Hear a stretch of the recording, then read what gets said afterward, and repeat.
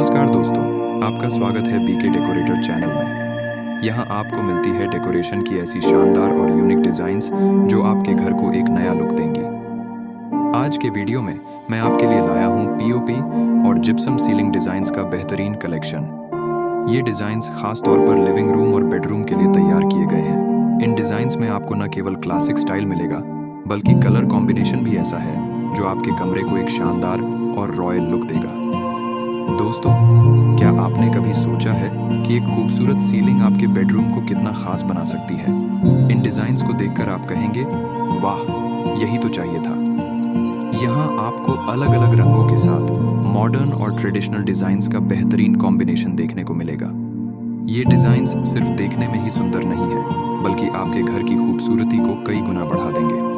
और बात करें लिविंग रूम की, तो यहाँ आपको ऐसे डिज़ाइंस मिलेंगे जो हर किसी का ध्यान खींच लें। दोस्तों, पीओपी और जिप्सम में ये डिज़ाइंस आपके घर के हाल को इतना खूबसूरत बना देंगे कि आपके मेहमान भी देखकर दंग रह जाएंगे। अब मैं आपको बताता हूँ पीओपी और जिप्सम सीलिंग के फ़ायदे। नंबर 1, ये बेहद टिकाऊ होती है।